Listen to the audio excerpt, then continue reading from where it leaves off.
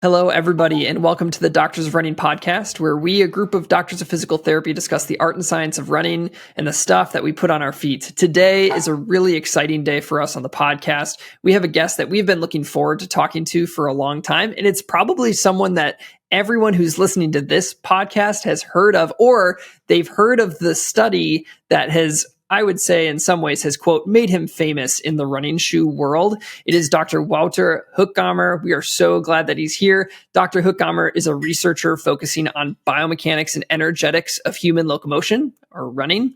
He currently leads the UMass Integrated Motion Lab. And again, if you've been in the running shoe space and are listening to this podcast, you've likely heard of one of the most famous studies of his, colloquially known as the, quote, 4% study, which looked at that original Nike Vaporfly shoe and produced the results that gave that shoe its name. Beyond as researcher, he's also a runner and ultra runner himself, and is the founder of the Trail Ultra Mountain Alliance. So we are so pleased and honored to have you join this podcast. We cannot wait to hear what you have to say about kind of some of the newer research that you've been producing and the things that you've been thinking about. So thank you so much for joining us. Yes, no, you're welcome. It's a pleasure to finally meet you too, and heard about your podcast from people I've worked with, and it's exciting to talk about some of our latest research anyways. So let's get into it. Awesome.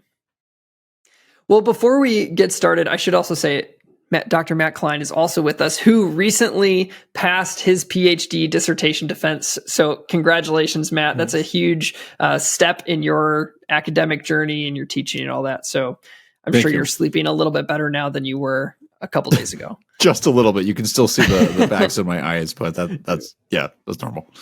Fantastic. All right. But just to kind of get to know you a little bit more, Dr. Hochgamer, or do you prefer Wouter? How do you want to be referred to on the podcast? Wouter is fine with me, yes. Okay. Wouter, so what is something about you that you don't think anyone else really knows about you that's listening to this podcast right now? Yeah, I think obviously I'm a running scientist and I'm a runner, so I went something outside the running atmosphere. So I think one of the fun stories I always have is that when we moved to Massachusetts from Boulder, Colorado, we basically drove across the country with 4 chickens in the back of our car. We have pet chickens, and we love them. And we were not going to leave them in Colorado, and we were not going to ship them. So we went the trip, and we put them in the back of the car, which was quite the adventure. But they all made it. In a cage, like in a coop or a cage, or just kind of No, we had I think 2 to 3 big duck crates as cages, which we sort of opened up to each other so that they sort of had that space to move around, but still was the back of the car, so not a lot of space. So they weren't necessarily free floating in the back of the car that they could jump to the front seat and make it dangerous. So we did take care of that. What a journey. That's awesome. Definitely, I don't think anyone, if someone does know that about you, who's listening to this, who hasn't been in your inner circle, that's a little creepy, if anything else. So great. Well, we are going to transition to our subjective for the day. And I felt like it was only fitting to ask everyone the question of what is your favorite super shoe, knowing that Wouter is somebody who's been doing a lot of research in the energetics of footwear. And so I'll pose it to you as well, Wouter. What is your favorite super shoe that you've either ran in ever or right now? So I think, it's the same. So right now and ever, I recently ran the Boston Marathon. Wasn't the greatest marathon I ran though. In the Puma Deviate Elite 3, which I think is out by now. Recently, past a few days, weeks. At the time of Boston, right, it was only released it was released for the trials for the women qualifying, and some more people ran in Boston, but. I've been running in that shoe for the Boston build and Boston, and I like it a lot. Fantastic. That's great. Well, before we get into the topics for today, where we're going to talk about something called the fallacy of single trials, as well as just diving into some of the previous literature and now new literature that Wouter has been producing on advanced footwear technology or super shoes, we do want to remind you all that if you were here last week, you heard a longer expose on this, but this episode is sponsored by Scratch Labs, and they have been generous in working with us to get you all as much as possible. And so they offered us like kickbacks on stuff, and we said, no, can we just do things to get people who are listening more access to things? And so they said, sure, let's give people 25% off of their first order. So if you are listening to this and you want to order something from Scratch, you can use the code DOR24, and that will get you 25% off your first order with Scratch Labs. So let's move forward, though. Speaking of Scratch Labs, I do want to ask you, knowing that you run marathons, ultra running, you have an extensive running history, what sort of strategies do you use for your nutrition and hydration? Do you use products or normal kind of food? Like what way do you like to go about it? Yeah, no, I'm really sort of the sugar addict here, and so when I run, I started as a marathon runner, right? Well, I didn't start as a marathon runner, but when I started doing long distances, started running the marathon. So you have your gels and goos and sort of your sports drinks. Initially Gatorade, but at some point realized that your own powder sort of worked better. So for ultras, I use Martin gels or Science and Sports gels. And then, just a lot of sugary water. So that's tailwind right now for me. Scratch Lab works as well. But it's kind of sad. Like sometimes you run these ultras and they have these fancy aid stations with all these snacks, and sometimes they're even vegan too. And I'm really excited about it. And then I just blow by and stick to my sports drinks and gels. And then after I finish, I might just get going with the vegan cookies or something else. But when I run, particularly sort of up to 50K ultra trail stuff, that's what I can get away with. When I'm running more towards 7 hours, then at some point you're just going to stop at the aid station and take your Oreos or something. But whatever sounds digestible exactly. at the time, or swallowable. Yeah, but mainly before that, up to that distance, sort of scientifically, just go with the sugar water in whatever shape or form you can digest it, and goes the quickest into the system, right? Yeah. Fantastic. Yeah, we when we set up this whole thing with Scratch, I think they understood from our perspective that we don't think that there's one solution for everybody. A lot of people's stomachs or whatever are going to agree with some things more than others. So it was fun to hear what you had to say and what you like to use. Yeah, Matt. And we had the same thing, by the way, on footwear and some of that stuff. And so we'll talk about the fallacy of single trials, but it's the same thing with human beings, that there isn't really one best option for everyone. Everybody responds really differently. And I think some of your research has shown that, which is really cool. Definitely. Awesome. Yeah.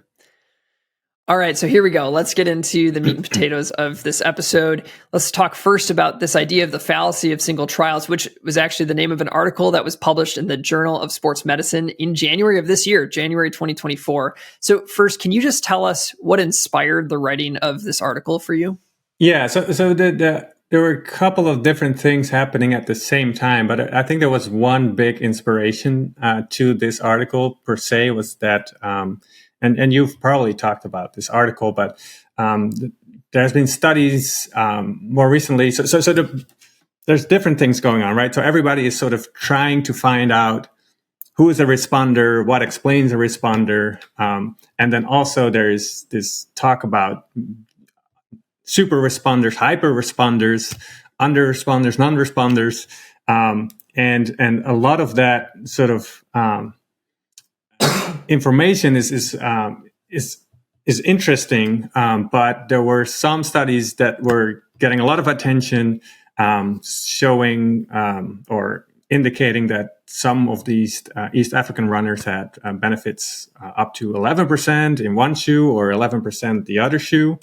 And upon close inspection of that article and other articles, we realized that a lot of people are making these responder claims based on just a single running economy measurement in that shoe, which sort of traditionally has been done when you look at the group level. But when you start to look at it at an individual level, it's often probably not good enough data to make bold claims.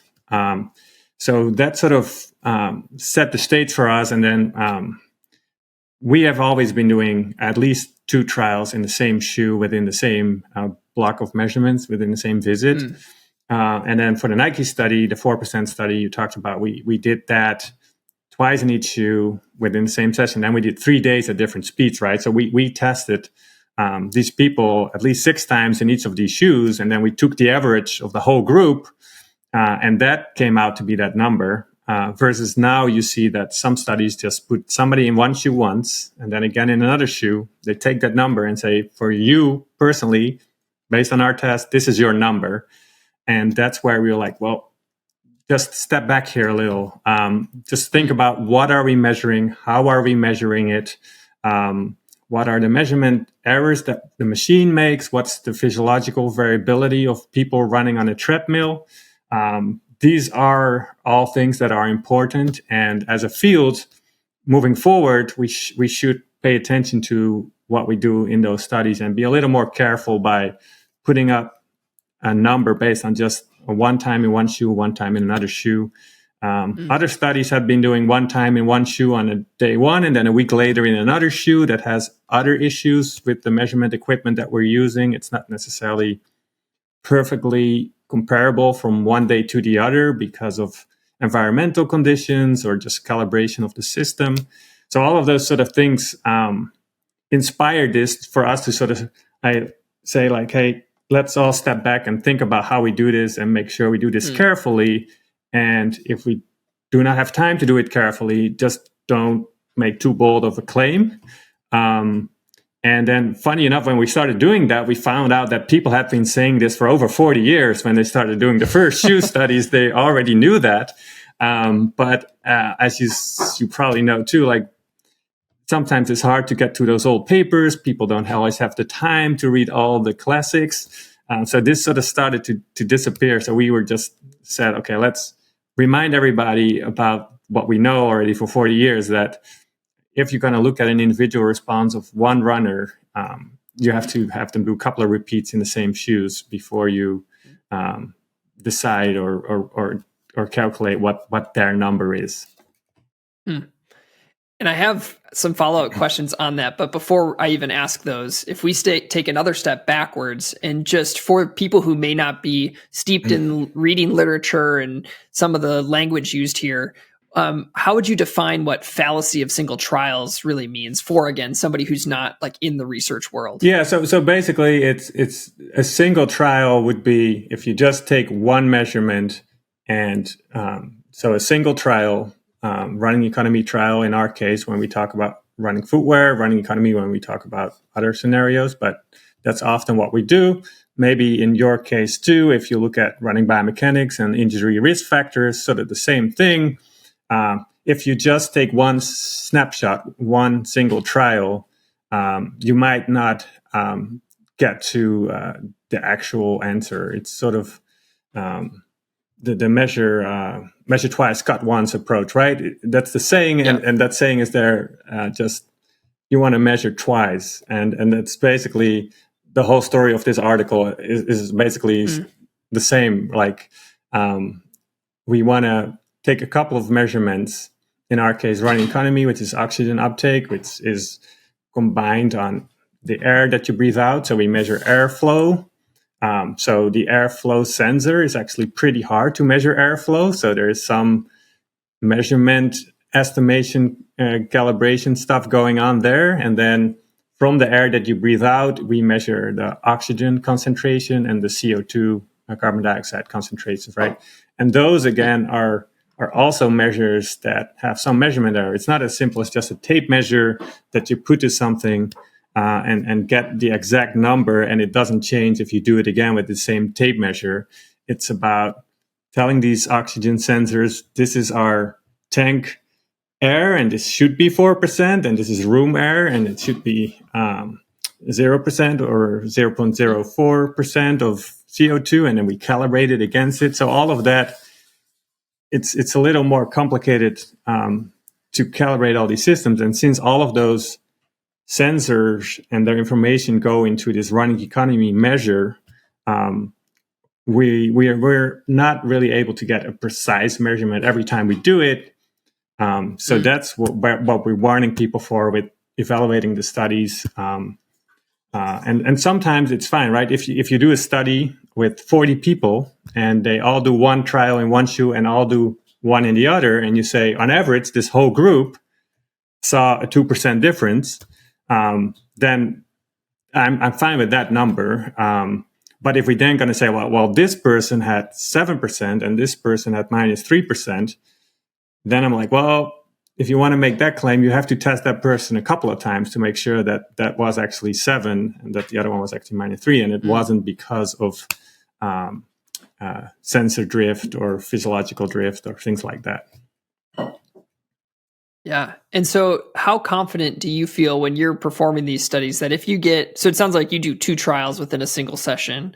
How confident do you feel after getting those 2? Or if they're very disparate from one another, do you do a third, or how do you handle that kind of That's an excellent question. And kind of the reviewers of the article were kind of pushing us to make that claim, other than just saying like, hey, we should be doing more than one. They wanted us to say like, but how many do we do then?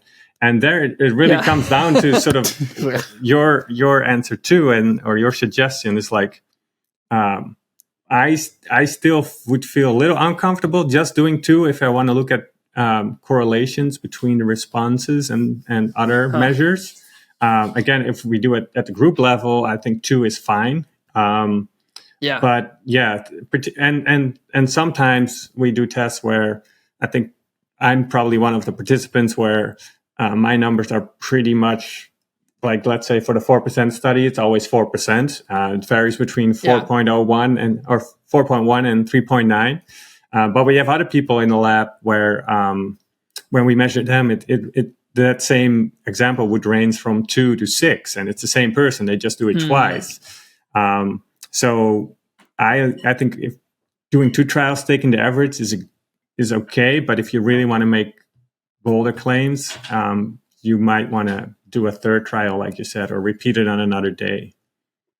And it sounds, especially when you're making decisions on the level of the individual, that becomes even more important. I know for us as PTs, we work one-on-one with people. That's our job. And then, so both of us are professors in physical therapy programs. And so when I'm working with students and we're in our clinic on campus and we're doing handheld dynamometry strength measurements, we start with 2. And if there's a greater gap than, and this is just for clinical efficiency, but if there's a greater gap than like 10%, hey, let's do another one and see where it's starting to come closer to. And it sounds somewhat similar from a reasoning standpoint of how you go about those decisions, especially at the level of the individual. Exactly. And for our work in a scientific study, it often has to be sort of predefined and more controlled like that. Yeah. But if we do have somebody come in who is considering a contract with a new company and they want to see like how do these shoes compare to others, if we would get 2 times like 3.9 and 4.1, we were like, okay, this is probably going to be 4%. If we get 2 and 7,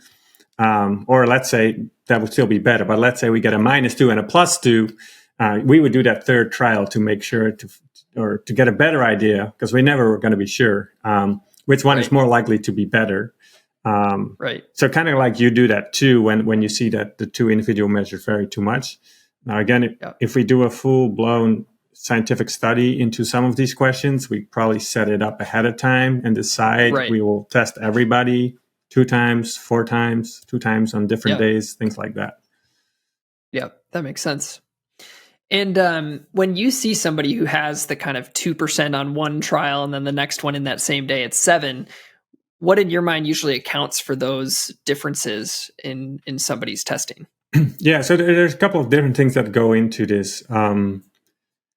So if it's within a single day, within a single visit, it might be an order effect, right? So if your first trial is in shoe A, and then you run in shoe B, and then you run in shoe B, and then in A, and then we look at the individual values, it might sometimes be that the first value in A might have been too low if they didn't properly warm up. Or if this whole thing involves now 4 different shoes, and we're talking about A, B, C, D, D, C, B, A, by the time that they're back in A, there might be some physiological drift over this 1 hour 20 period, but also some sensor drift, right? So I told you we have the sensor that measures airflow and oxygen concentration. We calibrate these at the start of the experiment, but by the time the experiment over 1.5 hours later, the settings that we calibrated might not fully apply anymore, either because there's a voltage drift in the sensor, or even in the room there's some physiological changes with total oxygen in the room or CO2 buildup or things like that, which again, we in our lab always try to control for those things as best as we can, but that doesn't always necessarily happen. I can't look into what other people doing in their lab all the time. Right. And then obviously we just assume that those things are all taken care of. But when we see extremely high numbers, I usually know something was up, and it might even be coming down to the fact that the air hose was leaking or things like that. Which obviously is a problem then, right? So if that happens, we say like, okay, we have to throw this away and do it all over. Right. I had that experience when I first did my very first study on running economy in Colorado in 2009 for my master's thesis. The professor had been on a sabbatical, and he just got back in the lab, and over that year, sort of the plastic hoses had degraded, and turned out I had been using hoses with holes in them for a couple of the tests, and we had to do all of that again when we found that out. But that's frustrating. Yeah. Wow. And can you explain what physiological drift means? Is that within somebody's own physiology, or is that so it's environmental factors you're talking about? So the physiological drift is sort of the umbrella term for what happens within the body. So one thing which could happen, which most studies nowadays account for, but if you would just purely measure oxygen uptake, right? We're talking about VO2 now. We're not talking about metabolic power or metabolic rate, which sort of takes into account CO2 production as well. But we're actually doing that because some of the times during this test, right? So before we go test, we ask people to not eat or drink anything for at least 2 hours. Some people prefer to test early in the morning after an overnight fast. So those people are probably in a steady state physiologically. But if it's just a 2-hour fasting and they had a lunch earlier, then they come in at 4 p.m. or something, and then over that hour they're sort of starting to get hungry, and sort of the physiological digestive system sort of starts to scale down on sugar or glucose utilization and more fatty acids. So we sort of see a drift in substrate utilization from glucose, glycogen to fatty acids. And if you use that oxygen to burn the fatty acids, you're actually getting or you're getting less energy. You're getting more energy out of a gram of fatty acids, but you're getting less energy per unit of oxygen. So if you just look at the oxygen numbers, those might be changing over that period. But taking into account also the CO2 production, we can now tell like, oh, this person is actually still using the same amount of energy. They're just using their oxygen now to burn more carbs or less carbs, and that's why the numbers go in different directions. But then, so that's one example which most labs will have taken into account nowadays. They report metabolic rate, taking those things into account. But it's also like, the body warming up, things like that. If you really have, again, the 4 shoes and you do twice of them, maybe there's some fatigue in some runners who aren't that well prepared. So some of these shifts that are just happening. And on the other side is sort of the warm-up effect as well. So we don't necessarily know. We just know that it's not uncommon for some of these things to happen. And we know that because if you have somebody run 8 times in the exact same shoe on the exact same treadmill at the exact same speed within the same session, we do see these changes happening. And that's at that point, it's most likely, well, again, that could also be analyzer drift or room environmental drift, but that's why it's sort of capturing all of those things at once and saying we should take this into account and measure a couple of times before we decide. That's great. Cool. Matt, yeah, you got a question? So what I'm hearing, and Wouter, this is great because it kind of confirms the intensely long effort it took for me to learn biomechanics to do my study. It's just when you're a researcher and anybody that's reading research, you need to realize that there is going to be some level of error. And that's not a bad thing. It's just there's going to be variation. There's things that you also learn over time, which is why for me, I did a method study first and went, oh, I did all these things wrong. Let's fix this. And you just have to realize that. And the challenge is when you have a single study, there's going to be more of that versus when you have lots of different authors, lots of different studies. It's kind of like the law of averages where there's always going to be some level of error and some level of variance within the individual and the group. But the more evidence we have, we can be more confident. Whereas we have to be very careful when we do one trial, one study. So it's be cautious interpreting these things. And I'm getting this as a newly minted PhD and understanding those who are far more experienced, where people are so careful to make any claims because like, we all know, right? And that's just how research works. There's a lot that goes into it. People have to realize it takes a long time for a very intense reason because you have to work so hard just to get these results. But error and variation are totally normal. So be cautious with those single studies. Exactly. And I really like your example that Nathan brought up about the handheld dynamometer, right? I think that's another thing that intuitively you can see, like if you do this once and you do it again, you're going to get a different number. And there's some biomechanics things that we measure with the camera setup and a marker placement on the body and the joint angles, and that can be really good and reproducible. But running economy is not one of those measures that is super reproducible. Yeah. So when you consider, I almost have different categories in my head, but when you consider studies that utilize single trials, or even if you are someone going to a lab to get your VO2 max tested or your running economy tested and you're trying different shoes, what are the risks of using single trials to either make decisions, or whether that's for purchasing a shoe or what you wear for a race, or I guess with athletes that you're working with, changing companies that you're going to maybe sponsorship with? What are some of the risks associated with only using single trials? Well, I think your question basically answers the question, right? So let's say we just do one test and we compare brand A against brand B, and person comes into the lab, it's well calibrated, and they're actually, let's say that they want to buy a shoe and in the store, and they just, I don't know, I do not suggest people do this, but they order 8 different models online. They bring them to the lab. They then do one trial in each of these 8, and then they go with the number that's the best, and they return the other 7. Do not do that. That's not kosher. But if you do that and you just pick the one trial with the best number, because you only measured this once, there is a chance that you did not take the shoe that was best for you and you returned that one. So it could just be a purchasing decision, which is kind of low stakes. But yeah, once you're more and more elite of a runner, it's more important to have the best shoe for you, and you can get a better contract if you have a better performance in a better shoe.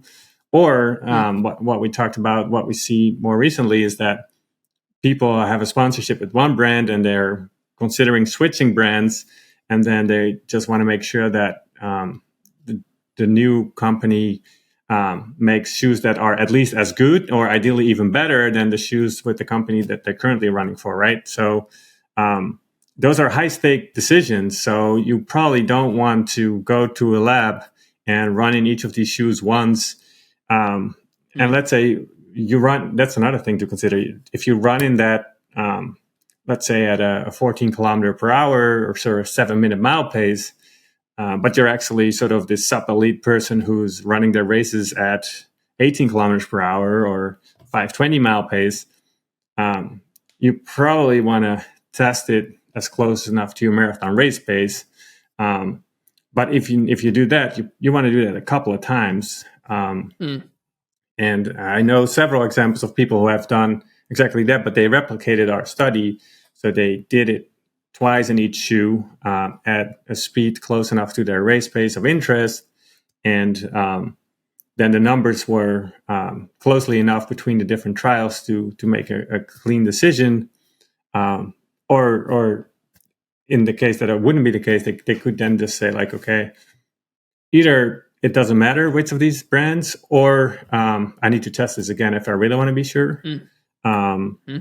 But yeah, so those are very specific examples for people who have access to these labs. And there's more and more of these labs, but they don't always have the best equipment, which means that there's more likelihood of errors being made in that assessment too. And then for us as scientists, if we want to explain why Nathan is a super responder with his 7% and Matt is a mediocre responder with his 1%, and we're going to do a correlation between their size of their calves, muscles, and their body weight, and their foot strength, and their casual running speeds or their race speeds, now we're going to try to explain the difference between 1% and 7%.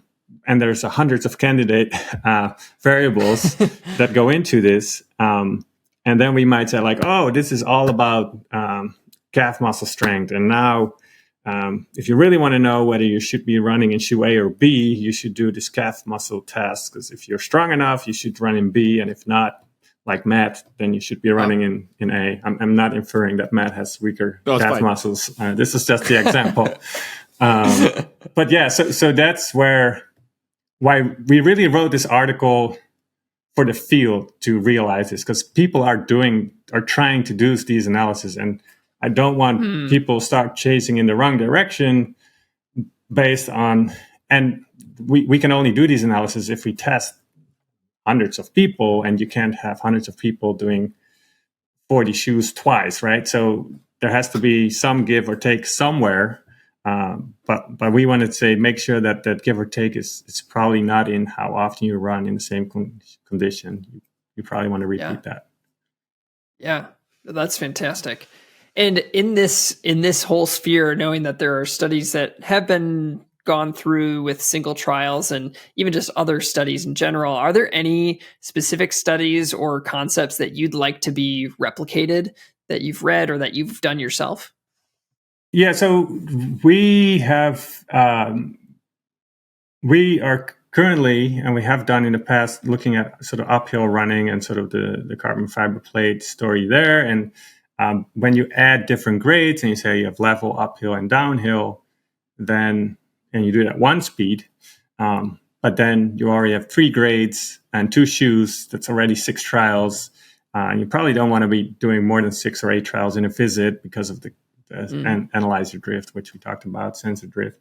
So we did that study. I think it was fine because, again, it was a group level thing. But now we're going with our steep treadmill, sort of revisiting this question and saying like, well, this is really steep. At some point, this plate is going to be getting in the way. But then we did more grades and we did it once. And now we do see like among the group level, it's not super clear.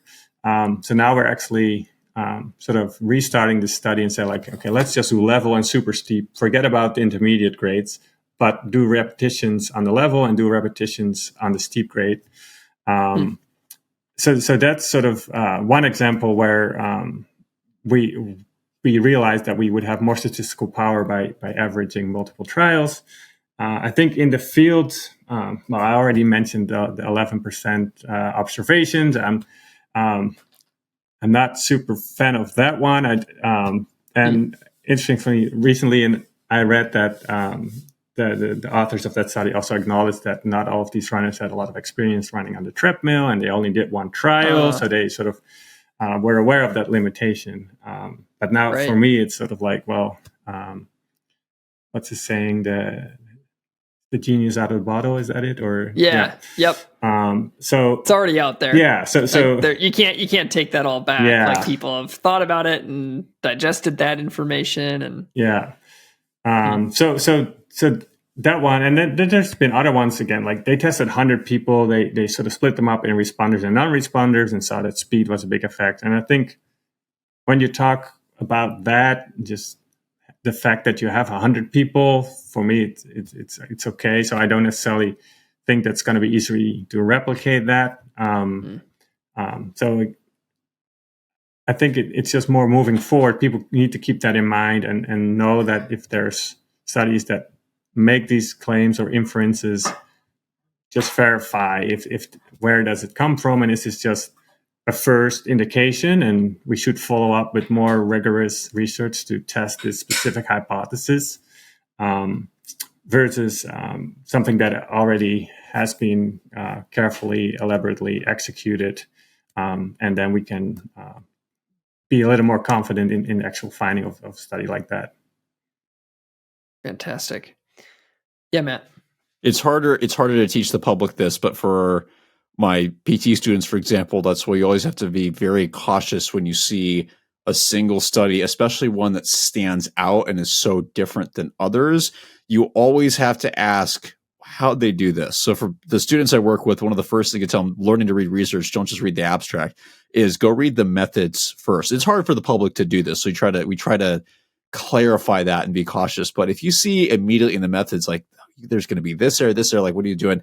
Oftentimes I'll just stop reading because I'm like, I can't really take any conclusions from this, because how you do things will certainly affect your results. But it's, again, I know I keep saying this, it's hard for the public to know how to digest that. So that's where your study and talking about this is so helpful. Yeah, I think we talk in the study, we cite, I think it's Carl Sagan, who says, like, extraordinary claims require extraordinary evidence.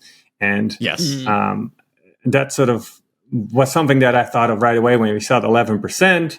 And I'm not saying that it's not true, but at this point, I have a hard time believing it. If they would test it again, same runner, and they see it day after day, then okay, this is extraordinary, and they have the extraordinary evidence to go with it.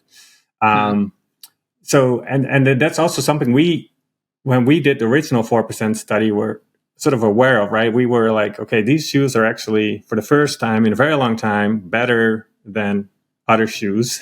And it seems that footwear can actually make a difference. So we were always focused on, like, we need to do this as careful as we can. We need to make sure that once this is done, nobody's going to say, like, well, yeah, you just measured once. So we were aware that it was going to be a high impact study, so we made sure we executed it very properly.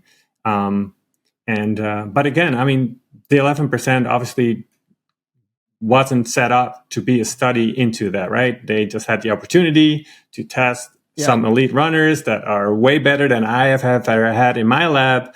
And if you have that opportunity, you want to measure them, right? And you probably want to tell others about what you saw. So I can see that it was from a different angle, but it's sort of hard to get the message clear, and like you said, to have for the general public to see, like, okay, this is where it came from, and this is what it might mean, but it's at a different level. Yeah.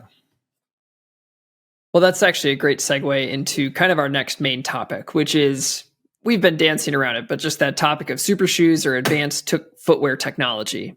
And first, we just want to hear from you. How do you yourself define what a super shoe is, or what advanced footwear technology is? Yeah, I think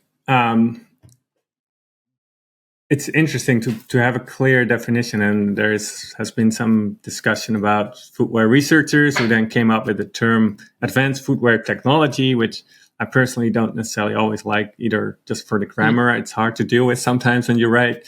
But I think it's basically anything since the Nike Vape Fly 4%, right? So there's the different components. So I think the most prominent ones for that shoe were the softer, more resilient midsole foam.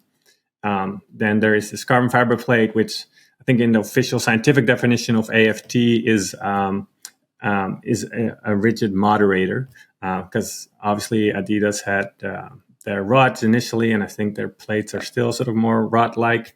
So you want to capture that. And then for foam, it was PIBA foam, but now there's other ways to make fancy super foams.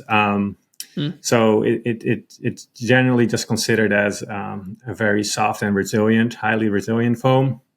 And then there is something with the rocker geometry too, and the stack height. But again, this is more like technological definitions of what it is. I think for me, it's usually a good amount of very bouncy foam.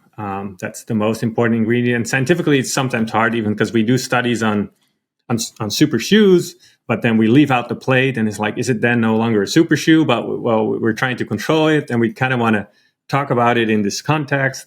Versus some of the original studies back in the early 2000s, they were also using plates, but that was all within an EVA foam or as an insole.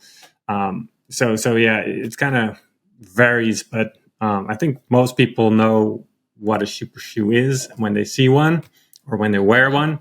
But I think for me, and the most important part is probably the bouncy foam, and it's not necessarily the chemical structure of that, but just the bounciness of it that is very important. Yeah, Matt, you recently had an experience with that, right? I have to bring it up like every time. Yeah, you do. I was waiting. Yeah, where Wouter, you did a great job of pulling away from where my error was, where I was like, oh, it can only be a PBAX based foam, and then Mizuno was like, actually, that super bouncy foam that you're talking about that you love so much is EVA based, and I was like, all right. So let's pull back and talk about having a very compliant and resilient foam instead of defining the chemical structure, because I am not a chemical engineer and that is outside of my scope. So let's just go with bouncy and leave it at that. Yep. So, I feel like we could ask you a million questions about like your take on lots of different things, but we're going to try to keep it somewhat concise here tonight, knowing that especially that it's late over by you. And you've started to talk about different components that make up kind of a shoe that's economical. And you started talking about the interaction between foams and plates and geometry. And you recently published a study that kind of explored those relationships further. So from your perspective and from that recent study, and you can tell us about that study, I guess, a little bit more, what is the role of a plate or the foam or the geometry? Like, how do those interact with each other? What's the most important, knowing that that's a harder question? Yeah, I think that was particularly in 2017, 18, 19, probably sort of the multi-million-dollar question where Nike had dropped this shoe and everybody was like, okay, how can we make a similar shoe? And obviously the big new component was the carbon fiber plate. That got a lot of attention. That was sort of like coming from bikes, people were making analogies to running prostheses and things like that. So that always has sort of been sort of in some people's views, the bad guy. And in other people's views, that would be sort of the magic sauce, right? But and we from the start always had this interest, like, okay, what is the plate now doing, and what's the foam doing? And sort of right from the start, we did several different tests, and we have done a bunch of them by now. So the first thing we did with the original study, we had them vertically compressed, and we saw that foam is indeed very compliant and soft. It deforms a lot under load, but it's also very resilient, very bouncy. It returns a lot of that vertical force.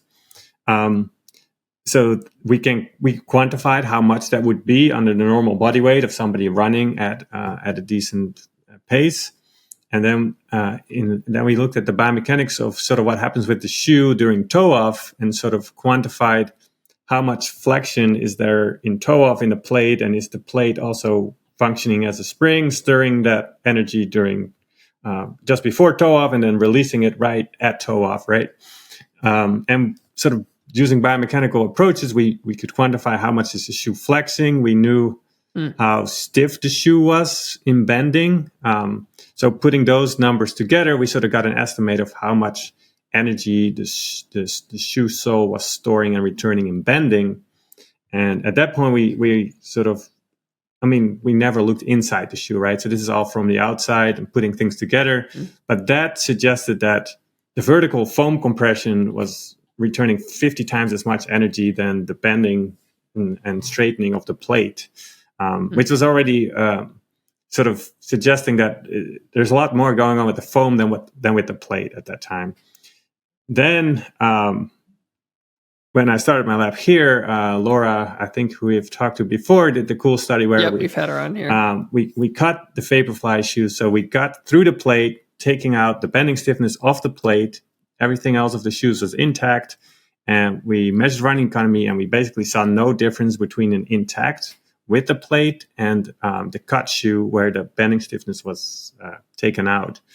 Again, suggesting that just the foam by itself seems to be a main player here. But we still weren't satisfied. So at the same time, we were talking to people at Saucony, and we were like, well, ideally we would have the super shoe, the exact same shoe, but we get one version made out of PIBA foam, PIBA-based foam, one out of sort of conventional, traditional EVA foam, and then we have both of these shoes will have one without a plate and one with a plate. So now we have sort of our 2x2 version where in both foams we had with and without plate, or if you look across the other way, we had with plate in different foams and we had without plate in different foams. And we always sort of thought that there was some sort of magic in this interaction between the plate and the foam, that adding a plate to the foam would make the foam even work better, or putting the foam around the plate would make the plate work better in some way. So for that study, we thought we're going to see just adding a plate is going to have a small effect. Just upgrading the foam is going to have a decent effect. But if you upgrade the foam and you add a plate, you're going to have even a better running economy. That's what we anticipated. Turned out that wasn't necessarily true. It was actually kind of opposite, that either adding the plate was about a 1% improvement in running economy. Upgrading the foam was about a 1%. But if we put them together, they didn't add up to more than 2%. It was even slightly less. So I think adding the plate going one way was about 1.3. Then adding the foam on top of that was 0.6. If you go the other way around, increasing the foam was about 0.3. Then adding the plate was only 0.6. So basically, the individual effects were 1.3, but the summation of the effects was 1.9. And obviously, it's hard to visualize in the podcast, but you can read the article when it's out, or at least look at the preprint right now. But basically, that was really interesting to us. And then going back to then, so what is more important? Because both the foam and the plate sort of seem to have a similar benefit in this. This was the Endorphin Pro at that time. But then the one thing to consider, though, as I am a big fan of the foam hypothesis, was that adding a plate adds a little bit of weight.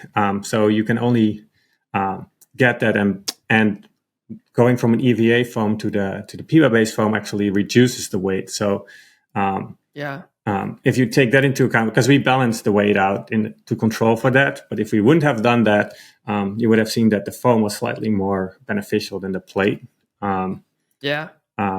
So again, putting all of those sort of things together sort of fits well with our hypothesis that the foam is the main player. But obviously, you can't ignore the fact that all of these shoes on the market have, what did I call it earlier? A rigid moderator or something, right? Either a plate or some rods or something in there. So it has to be there for a reason, right? So And again, we also saw with this recent study that just the plate by itself could be up to 1%. So it's definitely doing something. And it seems to be slightly different between different models and brands and stuff. But overall, to me, it seems that the foam is the major player. Then comes the plate, and then sort of we start talking about geometry. And there's sort of two things to the geometry. One is the overall stack height, thicker midsoles, and the other one is sort of the rocker towards the toe spring for a quicker roll off, right? So far, there've been some people looking into, and we have one study done on this too, looking at stack height per se. So there was some idea that, well, if you just make the shoe sole thicker, you're basically getting longer legs for free, so you can run faster.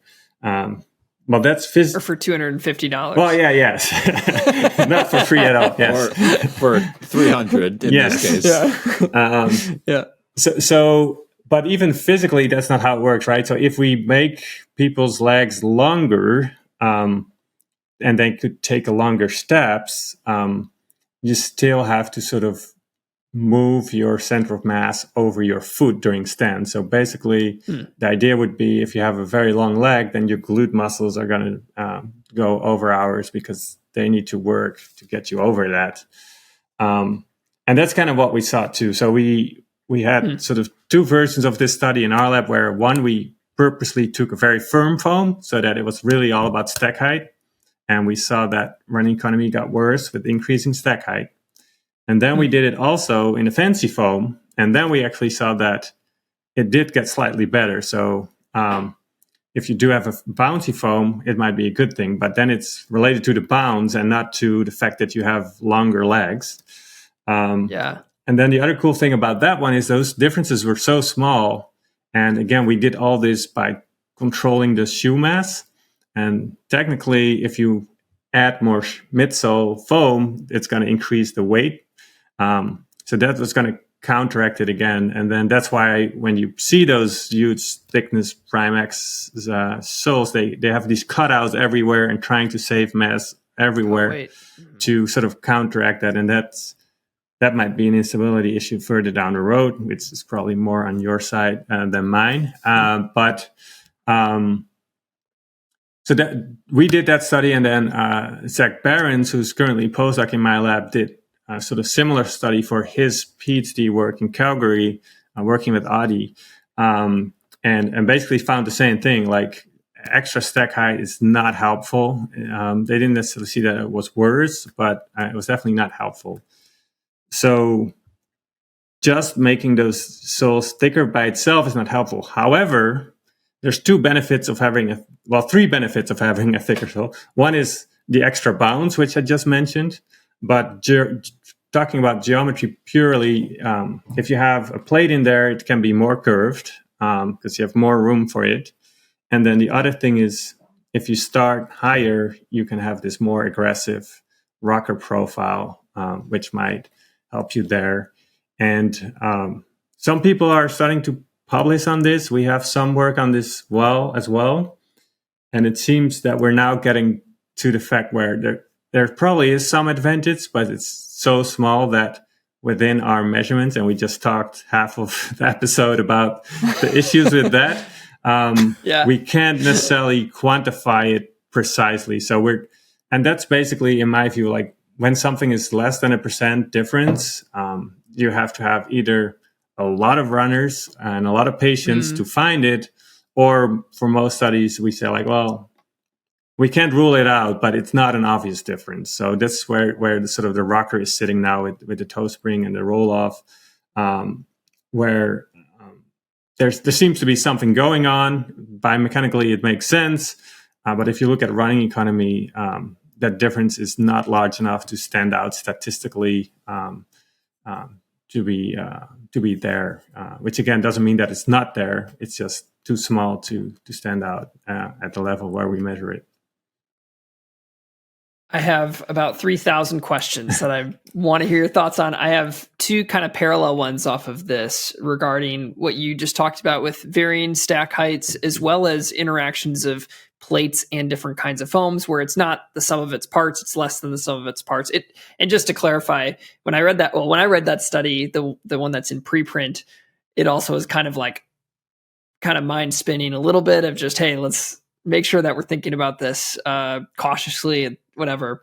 But it sounds like adding the plate to the PIBA or the soft bouncy foam did improve running economy to just the foam itself. It just wasn't as much as you expected it to be. Exactly. It was less than the sum of its parts. But when it comes to the EVA and adding a plate, it also showed a greater improvement in the running economy with the plate did more in the less fancy foam than it did in the fancy foam. And that's interesting because there's also some work from Victor Rodrigo, who was also in my lab twice for a couple of months. And I feel like he has another study where it was kind of opposite, where the plate in the EVA didn't necessarily work. So that makes it very interesting. Yeah. Okay. Well, that's interesting too, and leads me into these questions. Like on the market right now, you're seeing a lot of people producing shoes that are being coined super trainers now. And so they might not be their lightest, most resilient foam, but it's usually very high stack height.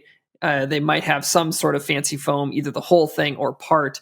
What's your take on both these concepts, just the concept of a super trainer, as well as the idea of training in a plated shoe in general? Do you have perspectives on that? Yeah, excellent question. So I think just starting off with my personal approach to this is that right from the start, I've always been also a wear tester for many of these models with the different companies I work with, which means that there have been periods where I was exclusively running in super shoes prototypes because they wanted to get as many miles on them as possible, as soon as possible, so that they could see where they were wearing out and what was happening, and then they could update to the next model. So I personally have been running in super shoes a lot, and those were racing shoes that I would train in. I think that the specific super trainers is interesting, which I'm not sure if that's just a marketing ploy to have people pay more or less, because if the alternative is to buy the super racing shoe and train in that, then it's actually less. And that is super interesting by itself.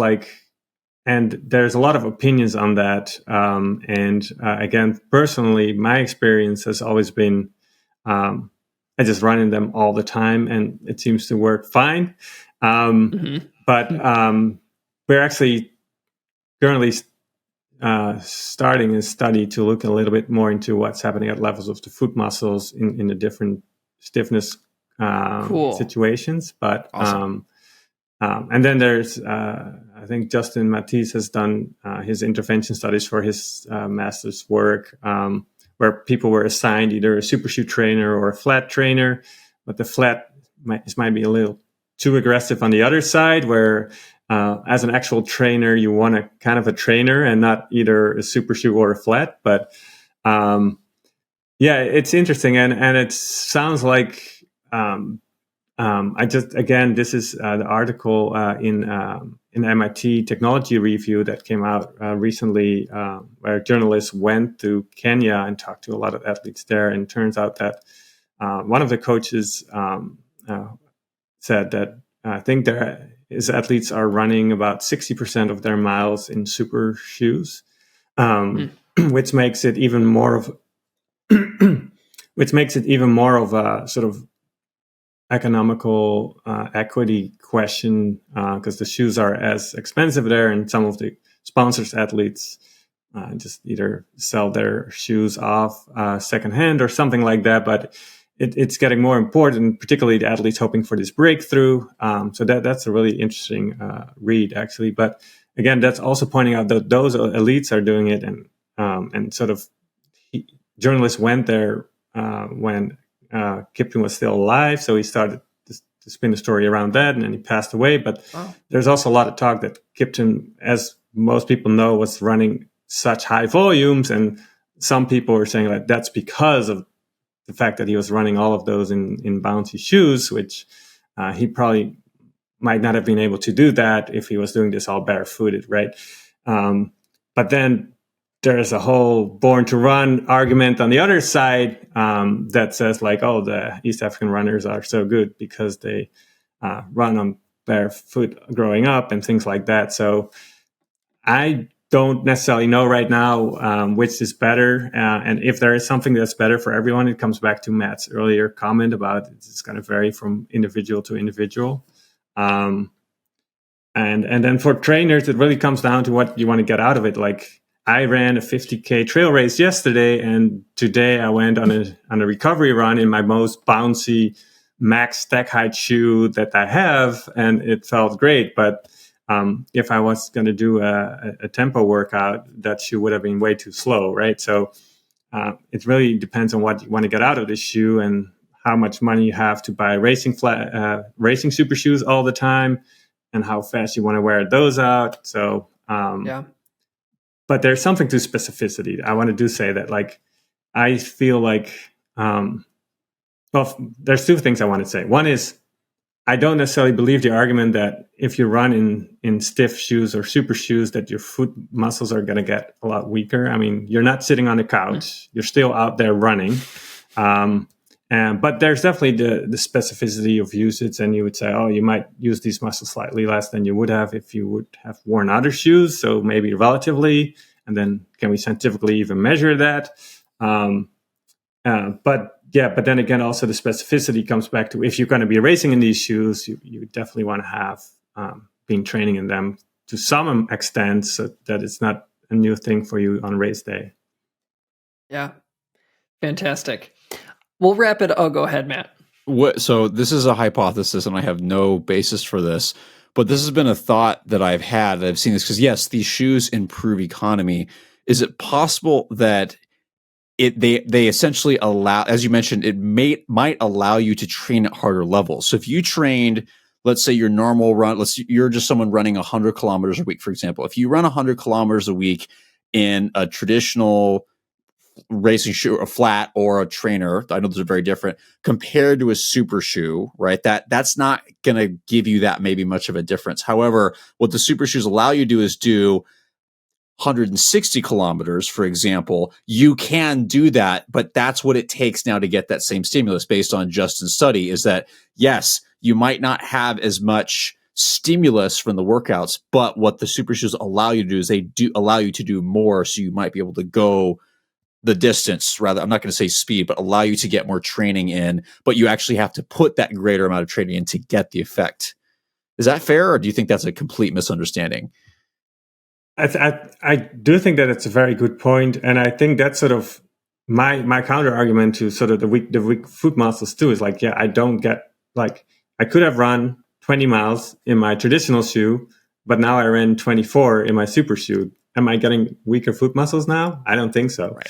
But then again, what you need to get the stimulus, and that's also a thing that with recovery modalities that comes up all the time too, right? You don't want to have the best recovery modality that blunts away all the training stimulus, because then why did you even train? And for shoes, we're sort of seeing a similar thing, whether you really need that extra volume to get the benefits, or whether it's more something that allows you to put in the harder workout and that gives you the benefits. I think that's sort of going to vary again between people. And that was sort of the story about the coaches from Kenya too, that the athletes are doing this so they can run more, they recover quicker. There's still very little scientific data on that, but I think that's also something that's really hard to measure. And I think the consensus is from it makes a lot of sense, and two, anecdotes from everybody just seem to confirm this. But yeah, no, it's intriguing to see whether it does change the stimulus in a little bit, and that you're not getting as much out of it if you just keep doing the exact same thing. Yes. But it also allows you to do more. So the problem for ultra runners like me is that then you're just always running. You can't do anything else. Can you tell the people who listen to this podcast are probably asking, what did he run his 50K in? Can you answer that question? Or were you running in something that can't be talked about? No, this was a local 50K trail race. I am happy to share my time that I ran yesterday, but I also want to share then what I did a couple of weeks ago. Yesterday I ran it. It was a little over 50K. It was probably 32.5 miles with about 5,000 feet, and I ran it in 5 hours and 10 minutes. Wow. It was good enough to win it, but June has That's awesome. June has been a pretty heavy racing month for me, and throughout the month I've been getting slower and slower. But I also have been running harder and harder courses. That's the thing with the ultra trail stuff. It's hard to compare A to B, but yeah, cool.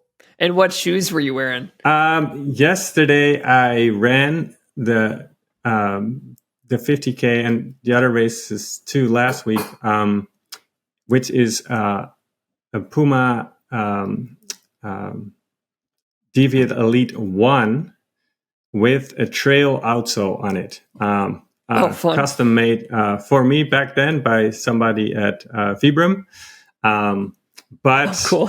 It's funny because I was recently talking to people at Puma, and they were like, wow, you still have that Deviate Elite 1 shoe? I kind of want to see it. So I pulled it out, and we found out that the plate is long, cracked, and gone. And it's like, because you can even see cracks in the Vibram outsole and stuff. But it's still my favorite trail ultra shoe because it has all the nice properties to it. And it's not. I still feel like the Deviate Elite 1 from Puma was like the most democratic super shoe that was. It was very stable. It wasn't too aggressive. So that's why I like it for the longer stuff. But apparently makes sense. Puma is working on something like this that's coming out. It's in the pipeline. Cool. So I hope to switch to that sometime soon rather than... it's funny. Before the shoe disintegrates off your foot. Yeah. Todd Falker was running the Ice Age 50, and I was down there crewing a friend. So I ran with him for maybe half mile just to say hi. And he had a custom pair of those on his feet too. And I was like, that'd be awesome. So, all right. So I want to wrap things up, but I have one final question for you. It's not necessarily a short question, but you can answer it as briefly as you want to. And it basically is about what you've alluded to about some people being responders and some people not being responders. I also want to pair into a lot of companies producing two types of super shoes. So like Puma has the Fast R and they have the Deviate Nitro Elite. ASICS will have the Metaspeed Edge and Sky.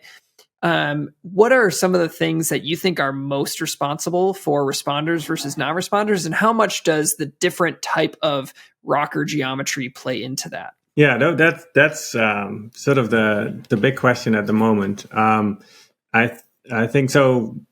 I think we can say, and we have seen that too, right? So if you carefully measure running economy, you still will see that some people have a bigger benefit than others. So let's focus on the first half of the episode. We have that figured out. So we're actually looking at real responses and the variation in those. And then, there's going to be variability, and I think that there is, big picture, there's like 20 variables that can go into this. But obviously, one of the biggest things is sort of the ground reaction forces, which is sort of determined by your cadence, your speed, and your body weight, and your contact time. So that's already adding up all these things. But what we do seem to see is like, in some of our recent spike research too, is that, and not the right way to put it is like sort of like we saw that, and I'm not saying this is a sex effect, it might be a body weight effect. So we saw that tiny women or women that were generally tiny as compared to the men group, they, for example, had they had similar improvements in a spike with a fancy foam and a plate, a fancy foam alone, and the spike with the fancy foam and the plate, versus the heavier men who also ran faster and on average were heavier. There you saw the difference, like they had an additional benefit of the plate, or the other way around, they had less of a benefit from just the foam. And there we sort of see, again, it makes sense. If you're heavier, you run faster, you might put a little more force into that shoe and you might not get it all out of there, particularly with the spikes with the limited stack height. So thinking along those lines, that might explain some of these things, but then it's much more complicated than just the foam, because we just talked about the plate. And then is it about the geometry of the plate? Is it about the calf muscle strength? Is it, I think the ASICS story is around the cadence runners, and they have some data on that to support that. And then again, from Puma 2, we have been exploring who are responding better in a deviated lead and in a fast R. And again, it's not always obvious. But there is, again, something like, Molly Seidel might run slightly different than I do. But then she's running different than me in very different, many ways. And also she is probably a lot less heavy than I am, and things like that. So, but she's running slightly faster than I am, so maybe that counteracts. So again, there's a lot of things that go into this. So scientifically, I don't have an answer. I think, just personally speculating, I think that, and again, it's going to depend on the model too, right? So some people might be a perfect responder in a deviated elite and not in the fast R. What is it then there? But I do feel like, and as a field, we hopefully can find this out sometime soon, but it's tricky because we can't just look at it across 20 people, because if we're going to compare 20 people, they're going to have slightly different paces and body sizes and calf muscle strengths and foot strengths, and maybe the toe is relatively longer to the foot, and maybe the plate is not bending right under the MTP joint. So it's not an easy task. But I think with some clever experimental design, we might start to find some of these things out. And there already have been some studies that show that speed is important. And again, biomechanically, that makes a lot of sense. So hopefully in the future, we can go to the store and do some tests and assessments, and then say, okay, well, you need this much foam of this stiffness with this plate, with the curvature there, with this plate stiffness, and that's going to be the shoe for you. But I think our field still needs to do a lot of work to actually make those inferences. But I think it's possible, and it would be super excited if we all just get the shoe that's optimal for ourselves and have that made and 3D printed or delivered by drone, either way. Yeah. Amazing. Well, we are going to wrap things up here. We have left a lot of questions on the table that maybe someday we'll be able to ask you at a future time. I know you're a busy person. You're always helping us understand how we interact with these shoes more. So thank you for all of your professional work that you're doing. And I also love how you're willing and able to differentiate what the science tells us and what some of your intuitions are. And just that was super fun for us to hear. So if people are wanting to look more into your research or just follow you a little bit more, are there best ways for people to find you online? Yeah, so I did drop X when it became X. So I think the best place to find me now would just be to go to my website. And there I should probably update it, maybe even before this airs, to be a little more up to date. But the other way to and that's just wouterhookgamer.com. Exactly. Yes. Correct. Yes. And which is not straightforward because that's hard to spell. But and I'm on Strava. We can put it in the show notes. Strava. I gotta find you on Strava. I put some lab test insights in there. And then, I think the Google Scholar profile is usually good because nowadays preprints are getting up there pretty soon, early on too. And that's just a nice way for our scientists to quickly start sharing findings, even though they're not fully gone through peer review. But between my website at wouterhochkamer.com and my Google Scholar, and if you want, even on Strava, that's the best ways to find me. Fantastic. Well, thank you again for your time. We know it's a late Sunday night, and we just appreciate all of your insights and the things that you shared with us. And if you are following us at Doctors of Running, as always, you can find what we're up to, and we'll have this podcast posted on our website, doctorsofrunning.com. You can see us on social at that handle as well. Have a good night, everybody.